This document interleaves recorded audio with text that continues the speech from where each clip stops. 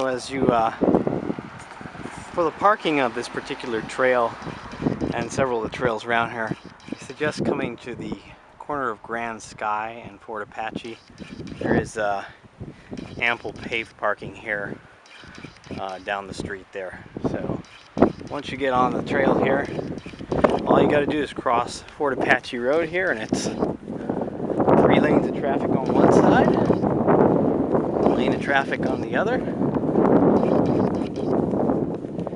and you'll find the trailhead isn't exactly right across the street, so you just have to cross here.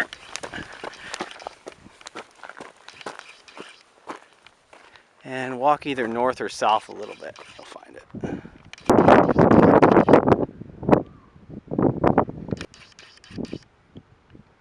So if you cross the street here at Grand Sky and simply work your way across here, it isn't very well marked, the start of the trail.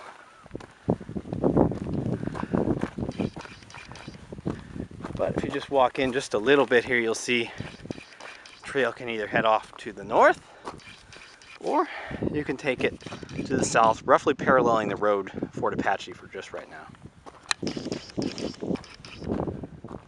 So you can see the trail's not too hard to follow.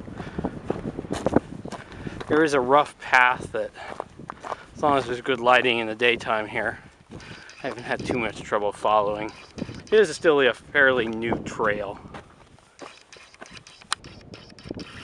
Also, you can see this type of trail is laden with tons of these seashell fossils. They're almost everywhere around here.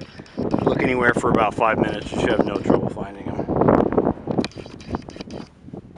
This pole seems to be some sort of landmark here, or property boundary. The trail passes it as you're leading away from Mountain's Edge. It'll be on your left. Big mesa there up on the right. Little hills there straight ahead almost. I believe we'll be going through some of those. The road, trail does cross this dirt road here. It comes out from Quarter Horse down that way. And goes up to, looks like an old rock quarry up there. But we're just crossing it, so we're just going to keep going right across it. The trail seems to alternate between some rockier sections and some sections here that are a lot smoother in the middle here that maybe have been more finished up. And here is yet another road crossing. I just saw a dirt bike ride by, so do take care crossing the road. And you can see here the trail builders, here's the trail going up that way, but they made a nice crossing here over this little arroyo. This dry creek basin here, so the trail's starting to get a little more scenic. We're now heading more east. The trail has curved east at this point toward the low-lying hills here. All of a sudden the trail here just turned right out of the wash and is taking me for a surprise almost right up these hills here. So I think we'll be doing a nice little scenic look up here. Might be a little windy, so my audio might be bad up there. The trail builders have definitely made use of the terrain here. We're basically just walking along the not so steep edge of this hill here, providing some amazing views out to the side here, with the trail curving up and down the hill still. This trail has some pretty good views that the dirt bikers will miss, and the mountain bikers and hikers get to see. As you curve around here, looks like we're taking a nice tour all along the side of these hills here with views of the city out there. Okay, I don't know, I'm okay walking this, but I don't know if I'd want to take this too fast on a bike here, but I see a lot of bike tracks. So this must be what the mountain bikers live for. One false move and a long way down on a bike. But walking, it's pretty comfortable. The trail fades a little bit on top of the hill, but there are a few guide rocks. So there's a bit of a trail rock circle here some kind of trail art. Well, this is interesting. A bunch of bones here, arranged in a giant circle. Pardon my shadow, it's the time of day. Hopefully these are animal bones. We're finally coming down off the hill here. We'll hit the dirt road down here and go across that. We're not going to do the entire trail. The trail does reach from one side of the valley to the other. To make it a loop though, we're going to return on some dirt roads out by where the first houses creep out over there at the end of Star. The trail out here in the open part of the desert is actually pretty nice. The dirt's pretty good. It's not as rocky as the beginning was. Looks like we're heading over to another set of hills. We might touch a little bit before we turn back north toward the city to cut this short. Just after the trail crossed the last road crossing down there, it seems to have kind of joined onto an old dirt road here. Looks like there's some either trail building equipment or trail markers here, in the form of a pick or something. So don't get too confused if it looks like it's turned into a road at some point here. It looks like it's just making use of what was already torn up.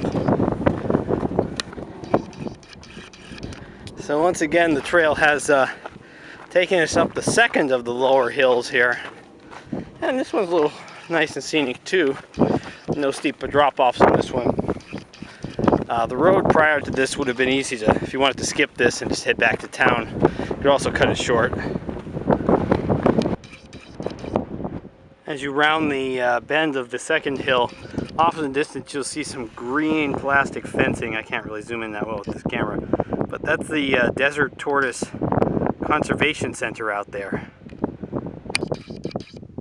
So as you get down to the bottom of the hill, there'll be another one of those odd wooden property markers there on your left, and you'll see the edge of the city there coming up. So we're going to start to turn off this trail pretty shortly off to the left north, away from the Desert Tortoise Conservation Center and back toward the city, so we can make this a loop using the 4x4 roads.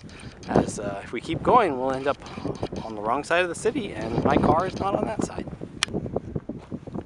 Coming down off the hill, here's one of the first road crossings you have, and just over the little ridge here we're going to have another one, and that's going to be your cue to turn left north back toward the city and start heading back using the dirt roads. Alright, here it is, the final road crossing. As you can see, the trail does continue on eastward, but that's just going to make it too long for an ordinary walk.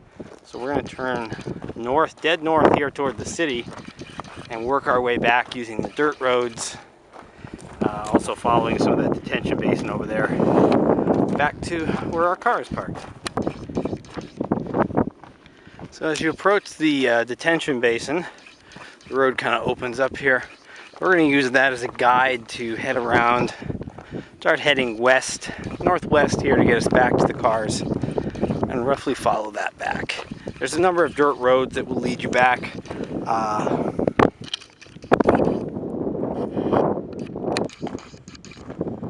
You're coming along your little detention basin here. On your left, you're going to see a road jumping out. That's your exit to start heading due west of here. And there's any number of roads you can take back. No one's exactly the perfect road.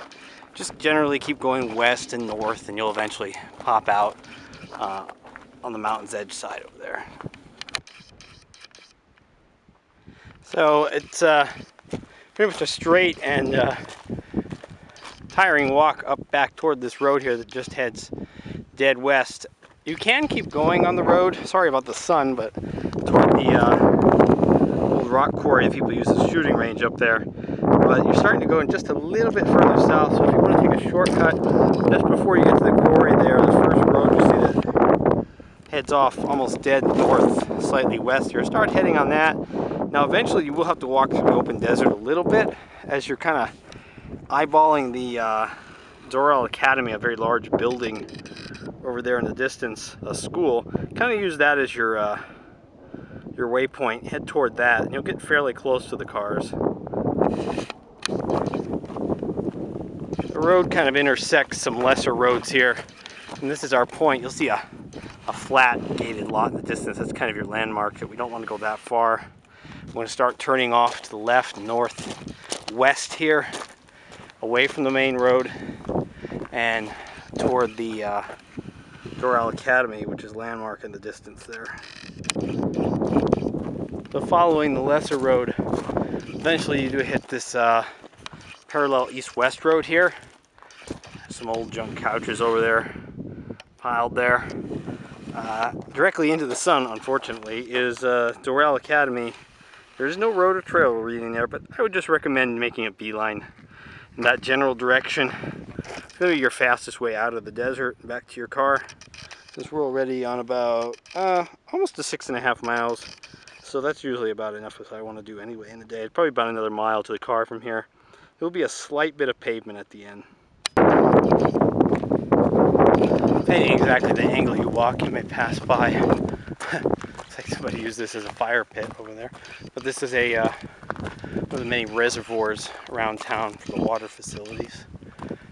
But we're just going to pass by that. I'm not going to follow it because that's just going to lead me in the wrong direction. We're still head toward Doral Academy there in the distance. It's going to get us as close to our exit point as possible. If you do your walk correctly, you'll end up right here at the corner of El Capitan and Cactus. Looks like there is actually even parking here on El Capitan. I don't see any no parking signs next to the school, so this could be another trailhead. Seems to be a lack of street signs there, but there's one way over there. So I'm actually staying on the south side of Cactus as I walk, although there's a little bit of sidewalk here. The sidewalk ends up ahead, so it's a little easier on the feet if you're wearing hiking shoes. Walking on pavement with hiking shoes can be very painful. They're really not made for that. So I'll stay on the south side of